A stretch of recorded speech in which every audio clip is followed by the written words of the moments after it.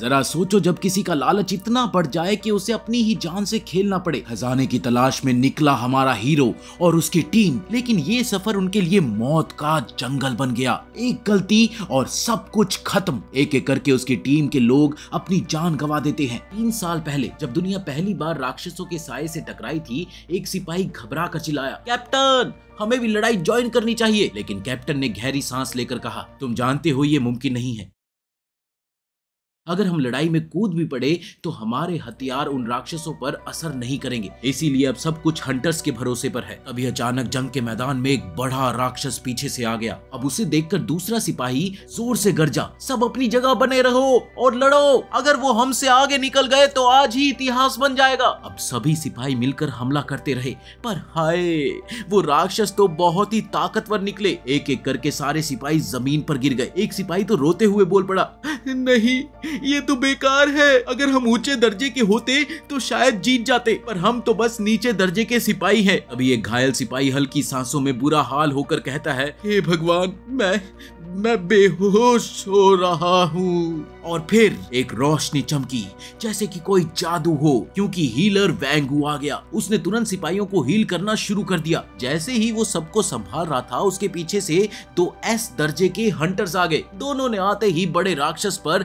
जबरदस्त हमला कर दिया। सिपाही खुशी से चीख उठे, वाह, एस दर्जे के हंटर्स आ गए, अब ये सब कुछ संभाल लेंगे। अब उस टाइम पहला हंटर वैंगू की तरफ मुस्कान के साथ देखता है और बोलता है, वैंगू, तुम बहुत ज्यादा ही जज्बाती लग रहे हो। वैंगू शांति से जवाब देता है, माफ कीजिएगा, पर जितना जल्दी मैं हील करूंगा उतने ही ज्यादा लोगों की जान बच पाएगी। मैं इसीलिए आगे भागा क्योंकि मुझे पता था कि आप दोनों मेरे पीछे आ रहे हो। और इस तरह जंग के मैदान में उम्मीद की रोशनी फिर से जाग गई। अब दोनों हंटर्स एक साथ गहरी सांस लेते हुए बोलते हैं,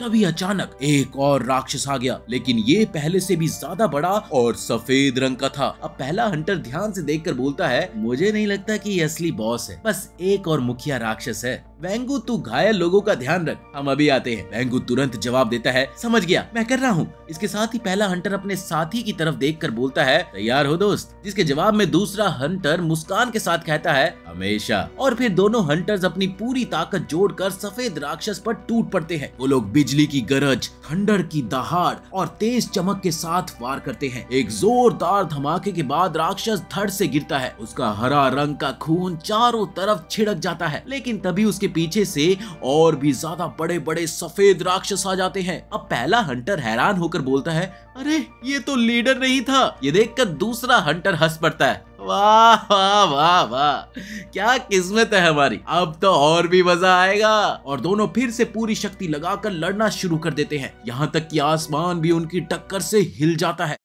अब उसी वक्त शहर की तरफ भी वही हादसा होने लगता है, क्योंकि बहुत सारे राक्षस हमला करने के लिए आ गए, लेकिन उनका सामना होता है खुद हंटर के चीफ से। अब चीफ जंगल वाली फाइट को याद करते हुए अंदर ही अंदर सोचता है, लगता है उन्होंने कर दिखाया, बिल्कुल सही वक्त पे। अच्छा, तो ये हमें भी शुरू करना चाहिए। तभी एक सिपाही जोर से आवाज लगाता है, चीफ, आपके हुक्म का इंतजार है। चीफ हाथ उठाकर बोलता है, राइट, सभी यूनिट्स अटैक। और फिर जंग की आग 2 अलग अलग मैदानों में भड़क उठती है। चीफ ने अपने दोनों हाथ ऊपर उठाए और तुरंत एक बड़ी आग की बॉल बनाकर उसने जोर से उसे बड़े राक्षस की तरफ फेंक दिया। और इसी चमक के साथ याद आया कि 1 दशक पहले का समय था, तब पहली बार हमारी दुनिया और एक अजीब सी दुनिया के बीच दरवाजे खुल गए थे, और उन्हीं दरवाजे से आए थे डरावने दुश्मन, जिन्हें हम लोगों ने नाम दिया जादुई राक्षस। अब इन राक्षसों पर आम इंसानों के हथियार बिल्कुल भी काम नहीं करते थे, लेकिन कुछ इंसान अलग ही शक्ति के साथ जाग उठते थे, और उन्हें कहा गया था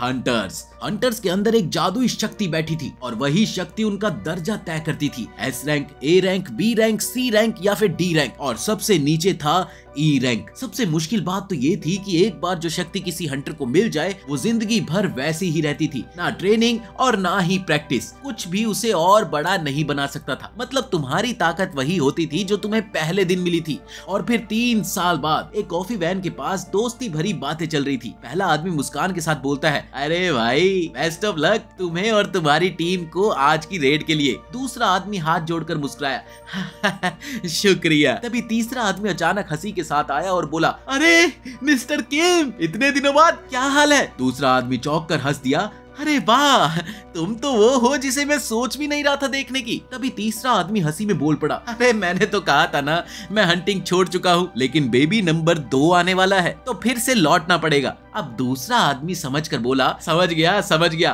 अगर रेड सफल रही तो तुम्हें नए बच्चों के लिए अच्छा खासा पैसा मिल जाएगा, यही ना? तीसरा आदमी थोड़ा घबरा कर बोला, हाँ, पर मैं थोड़ा नर्वस हूँ, काफी दिन हो गए ना, इसीलिए। वैसे भी मैं तो हमेशा से थोड़ा कमजोर ही रहा हूँ ना। तभी एक शांति सी ठंडी हवा चलने लगती है और उस हवा के बीच में से हमारे हीरो जिन्वो की एंट्री होती है। 2 आदमी उसे देखकर हैरान रह जाते हैं, क्या ये जिन्वो संग है जो दिख रहा है? दूसरा आदमी हंस पड़ता है, अरे भाई क्या हाल है, ठंड में भी आ गए क्या? अब जिन्वो हल्का सा मुस्कान देते हुए बोलता है, हाँ, अच्छा लग रहा है तुम लोगों के साथ दोबारा काम करना। अब थोड़ी देर बाद वो दोनों जिन्वो की चुगली करने लगते हैं। दूसरा आदमी हंसकर कहता है, अरे छोटे, खाना खाया क्या? जादुई राक्षसों से लड़ने के लिए पेट भरना जरूरी है। सब लोग इसको देखकर क्यों बातें कर रहे हैं? क्या ये कोई बड़ा हंटर है? दूसरा आदमी हंसी दबाकर बोलता है, अरे बिल्कुल उल्टा, ये तो दुनिया का सबसे कमजोर हंटर माना जाता है। अब जिन्वो मन ही मन में सोचता है और कहता है, देर हो गई, सब कुछ सुन लिया मैंने, और वैसे भी तुम लोगों ने झूठ तो कुछ भी कहा नहीं है, जो सच है वही तो तुमने कहा है, और वो सब कुछ मैं खुद एक्सेप्ट कर चुका हूँ। तभी एक और आवाज आती है और सबके कान खड़े हो जाते हैं, क्योंकि तेज कदमों के साथ चलती हुई एक लड़की आगे आती है, जिन्वो की दोस्त जूही। वो गुस्से में और फिक्र के साथ चिल्लाती है, जिन्वो तुम फिर से चोट खा बैठे। जिन्वो मुस्कान के साथ हल्की सांस लेकर बोलता है, हाँ, लेकिन मैं जिंदा हूँ, तुम टेंशन क्यों ले रही हो? तुम्हें देखकर अच्छा लगा। जूही थोड़ा सा नखरे करके कहती है, छोड़ो ये छोटी मोटी बातें, सीधा बताओ तुम्हारे साथ हुआ क्या था? जिन्वो शांत से जवाब देता है, वही जो हमेशा होता है, और कुछ नहीं। अब ये सुनकर जूही का चेहरा सीरियस हो जाता है, तुम्हें अपना ध्यान रखना चाहिए ना, मैंने सुना था तुम हॉस्पिटल तक पहुँच गए थे। तब जिन्वो हल्की सी हंसी निकाल कर बोलता है, पर एक अच्छी बात ये थी कि सिर्फ मैं ही हर्ट हुआ था, बाकी सब तो सेफ थे। जूही गुस्से में चिल्लाती है, तो क्या हुआ? तुम इतने लापरवाह कैसे हो सकते हो? और टीम ने हीलर तक नहीं बुलाया, ये तो हद है यार। जिसके जवाब में जिन्वो शांति से कहता है, मुझे गुस्सा नहीं है, सच कहूँ तो ये मेरी कमजोरी की वजह से होता है यार, तुम क्यों इतना ओवर रिएक्ट कर रही हो? और सब हंटर्स मुझे वैसे ही ट्रीट करते हैं, मैं तो आदत डाल चुका हूँ। आगे एक आदमी जोर से सबको बुलाता है, मेरा नाम चिल सूंग है, अगर किसी को एतराज हो तो अभी बताओ, वरना मैं इस रेड का लीडर बन जाऊंगा। अब सब लोग एक दूसरे की तरफ देखते हैं, लेकिन कोई कुछ बोलता नहीं। तब एक आदमी हाँ में हाँ मिलाते हुए बोलता है, नहीं भाई, मुझे कोई प्रॉब्लम नहीं है, हम सब में तुम सबसे स्किल्ड हो। अब ये सुनकर दूसरा आदमी भी हाँ में सर हिलाता है, हाँ, अगर ये लीड करेगा तो टेंशन कम होगी, है ना दोस्तों? जिन्वो रिस्पेक्ट से सर झुकाकर कहता है, आपके साथ काम करना मेरे लिए एक गर्व की बात है। लीडर चिल हल्की सी मुस्कान के साथ बोलता है, अच्छा तो फिर तय हो गया, चले फिर हम। फिर वो जिन्वो की तरफ मुड़कर कहता है, अरे बच्चे, थोड़ा पीछे ही रहना और खुद को चोट मत लगाना, अच्छा बच्चा है ना?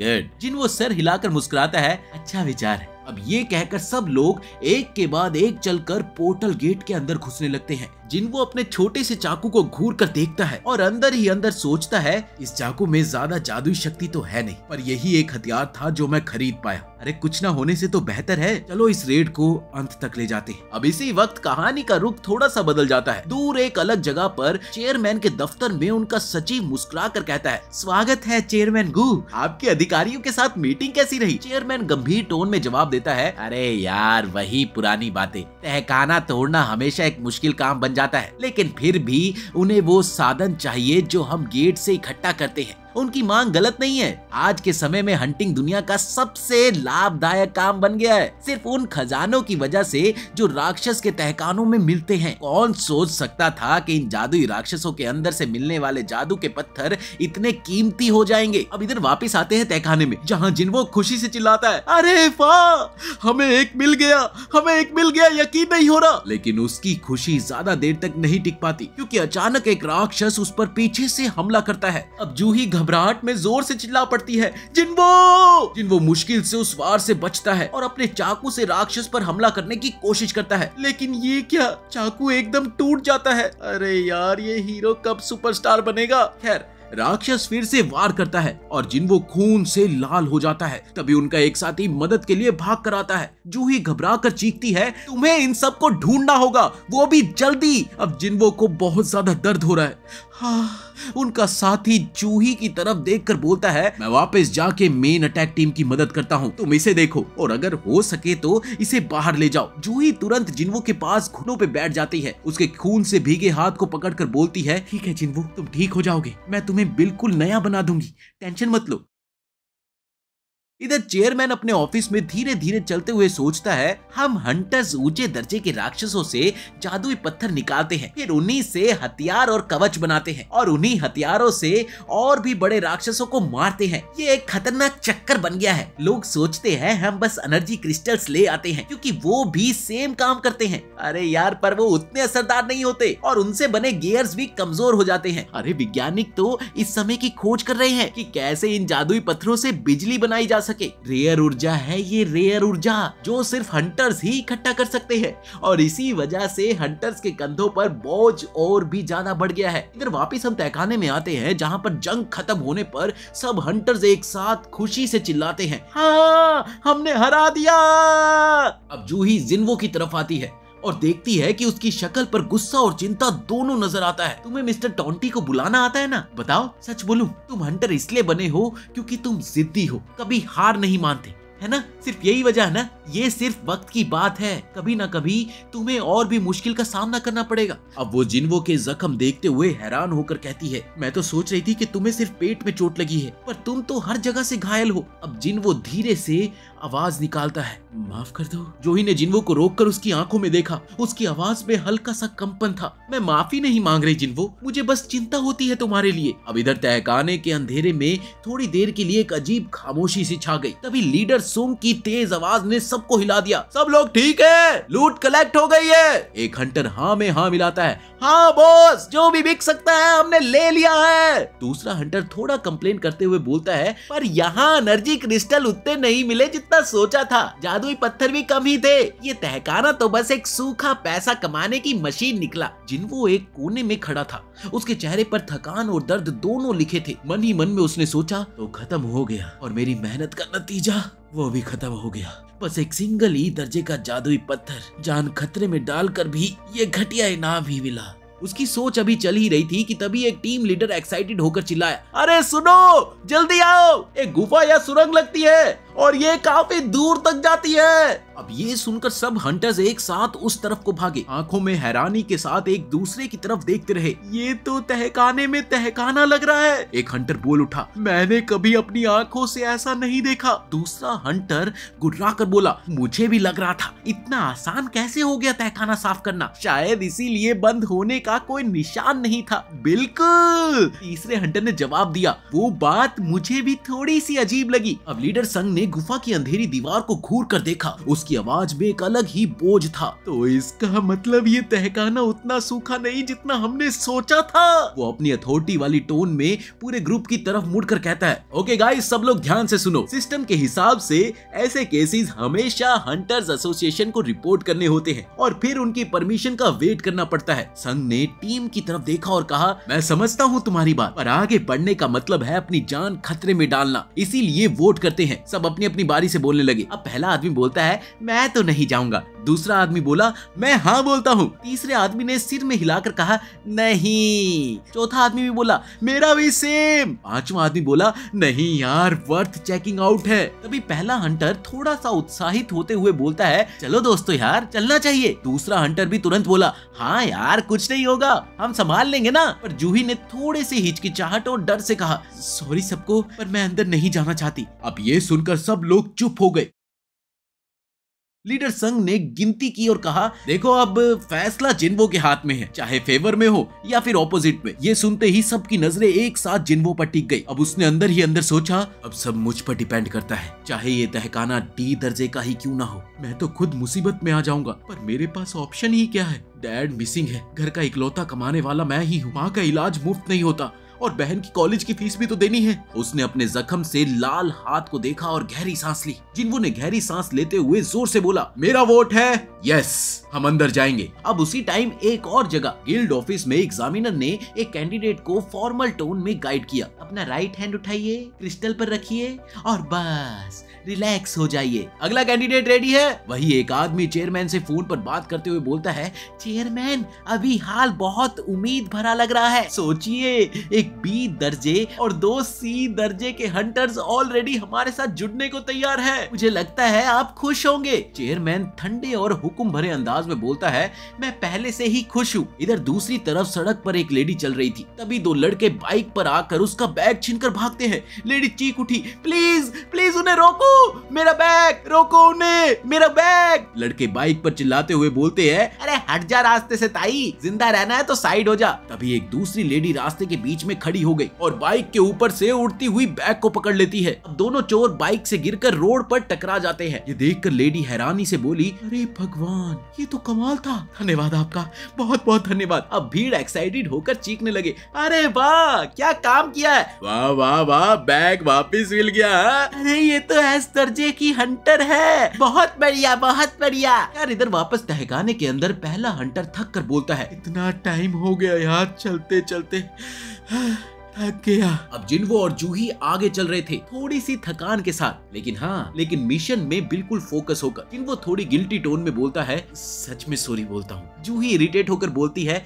अब क्या किया है यार तूने? जिन्वो ने थोड़ा सा शर्माते हुए जवाब दिया, वो मैं ही था ना जिसने हाँ वोट दिया यहाँ आने के लिए। मुझे पता था तुम चाह रही थी कि हम रुक जाएं। देखो तुम्हें मेरी वजह से तनाव नहीं लेना चाहिए। अब जूही सख्त आवाज में बोलती है कि बकवास बंद कर यार। जिन्वो आराम से बोलता है, अरे मैं बंद कर दूंगा अगर तुम सच में ठीक हो तो। जूही का गुस्सा फट पड़ा, तुम मजाक कर रहे हो? मैं बिल्कुल ठीक नहीं हूँ। तुम्हें याद नहीं, गोब्लिन का हमला जरा सा ऊपर होता तो तुम मर चुके होते, और तुम्हारे हाथ पैर के साथ वो चेस्ट का घाव हील करना कितना मुश्किल था। जिन्वो, समझ में आता तुम्हें? लगता है तुम्हें सच में सर पर चोट लगी है, तभी तुम इतने बड़े बेवकूफ बन रहे हो। अब जिन्वो थोड़ा माफी मांगते हुए बोलता है, माफ कर दो यार, मैं नहीं कर सकता। तुम्हारे बी दर्जे हीलिंग स्पेल ने मुझे हर बार बचाया है। तो फिर शुक्रिया बोलने का सही तरीका ये होगा कि मुझे खाने पर ले जाओ, समझे तुम? अब जिन्वो की आंखें हैरानी से बड़ी हो गई, पूरा चेहरा परेशान। ये क्या बोल दिया इसने? अब जूही मजाक करते हुए बोली,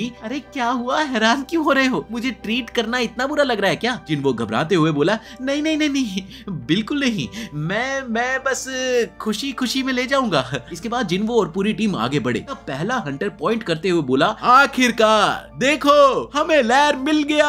दूसरा हंटर थोड़ा सावधान आवाज में बोला, अरे यहाँ तो असली दरवाजा लगा है, आमतौर पर तहखाने में कभी दरवाजा बंद नहीं होता। तीसरा हंटर थोड़ी घबराहट के साथ हंसी रोकते हुए बोला, काफी डरावना लग रहा है ना? अब चौथा हंटर पक्के इरादे के साथ बोला, अब इतना लंबा सफर तय कर लिया है तो खाली हाथ वापिस नहीं जाएंगे ना। इधर लीडर संग गंभीर पर शांत टोन में बोला, देखो हमारे पास टोटल 13 लोग हैं और यही नियम है, साथ आना साथ ही निकलना, समझ गए? दूसरी तरफ टीवी पर चेयरमैन का चेहरा दिख रहा था। वो शांत होकर बोलता है, जो लोग मुझे नहीं जानते, मैं हूँ गुन हिको, हंटर एसोसिएशन का वर्तमान चेयरमैन। कुछ नए चुने गए लोग हंटर्स बनेंगे और कुछ नहीं बनेंगे, पर मैं सबसे कहना चाहता हूँ, अपना फैसला सोच समझ कर लेना। 10 साल बीत गए हैं दरवाजे के आने के बाद और आज भी वो हमारे लिए एक रहस्य है। हंटर बनना मतलब अपनी जिंदगी खतरे में डालना। जो वेतरन हंटर्स हैं, उन्हें भी रेड्स के दौरान अपना गार्ड कभी भी ढीला नहीं करना चाहिए। मेरा सबसे बड़ा मशवरा यही है, कभी घमंडी या लापरवाह मत बनना। अगर तुम्हें जिंदा रहना है तो हमेशा विनम्र रहो।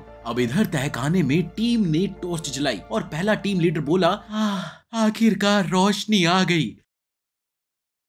दूसरा टीम मेंबर सीटी बजाते हुए बोलता है, वाह क्या माहौल है, कमाल का माहौल है ये तहखाना काफी अलग लग रहा है। जिन्वो अपने साथियों के बीच खड़ा था, उसकी आंखें तीखी और सतर्क थी। हर कोना, हर साया उसके लिए संभव खतरा लग रहा था, लेकिन इस बार उनका काम साफ था, लूट इकट्ठा करना और सुरक्षित वापिस आना। अब पहले हंटर ने थोड़ी सी सावधानी आवाज में बोला, ध्यान से आगे बढ़ो, कुछ भी हल्का मत समझो। दूसरा हंटर सिर हिलाकर कहता है, अरे हाँ यार, और अगर कुछ भी अजीब लगे तुरंत सिग्नल देना, हम सब साथ में हैं, ठीक है। जूही ने जिंगो को कस के पकड़ लिया तो जिंगो ने सोचा कि बस अब कोई गलती नहीं होनी चाहिए। 3 हंटर तीखी नजरों से आसपास देख रहे थे। तीसरा हंटर उंगली उठाते हुए बोलता है, ये पुरानी मूर्तियां क्या है?